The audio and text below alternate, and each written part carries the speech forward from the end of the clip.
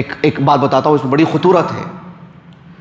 वो ये है कि अल्लाह सुब्हानहू व तआला के जो अहकाम व फरामीन हैं, जो नवाही का जो हिस्सा है शरीयत में, अगर मान लीजिए कि हम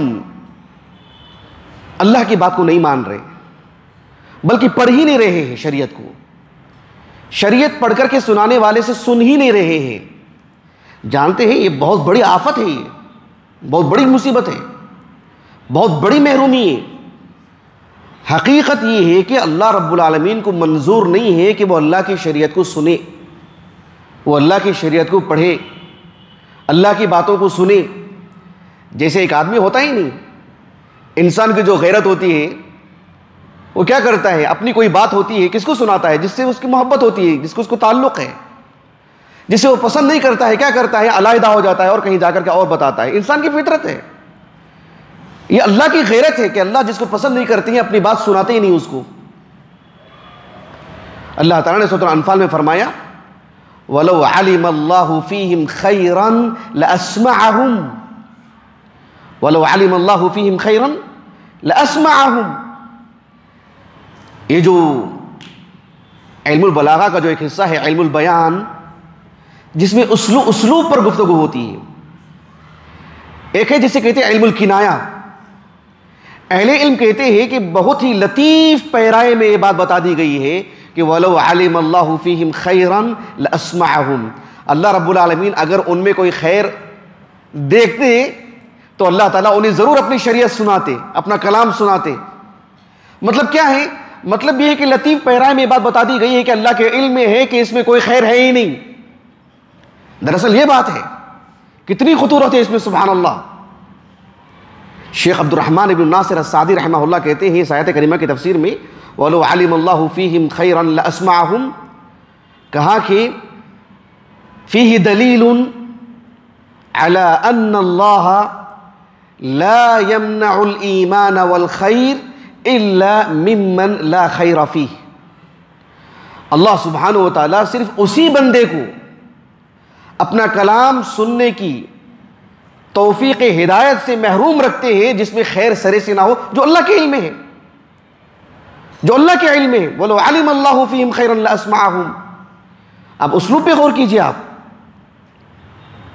शेख मोहम्मद अमीन अशनक़ीती रहमहुल्लाह, आपकी तो एक तो तफसीर है अव्वाउल बयान फी इज़ाहिल कुरान बिल कुरान, उसमें जो तफसीरी मालूमात है उससे हट करके भी आपकी जो मजालिस हुआ करती थी ना, उसमें भी तफसीर पर आपका जो अबूर था, आपकी ज़िंदगी पढ़ने वालों को अच्छी तरह वाकिफ़ है।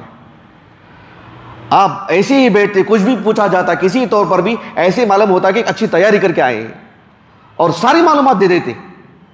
तो उन मालूमात को भी इकट्ठा किया गया है अल-अज़्बुन नमीर के नाम से। अल-अज़्बुन नमीर मिन मजालिस शनक़ीती फ़ी तफ़सीर, डॉक्टर खालिद इब्न उस्मान अस्सब्त हफ़िज़हुल्लाह, उन्होंने उसको तरतीब दिया है। उसमें इस आयत करीमा की तफसीर में शेख शनक़ीती रहमहुल्लाह ने कहा कि अल्लाह ताला ने फरमाया वलो अलिमल्लाहु फीहिम खैरन लअस्मअहुम, कहा कि इस आयत करीमा में कहा कि अन्नकिरतु फी सियाक़ शर्त, यहाँ पर जो नकिरा है खैरन शर्त की सियाक़ में आया है। वलो अलिमल्लाहु फीहिम खैरा लअस्मअहुम, इसका माना क्या हुआ? शेख शनक़ीती रहमहुल्लाह ने कहा कि इसका माना ये है कि इन्नल्लाह ला यअलमु फ़ी क़ुलूबिहिम खैरन अबदन फ़ी वक़्तिन मिनल औक़ात काइनम मा कान वला ज़मनिन मिनल अज़मान।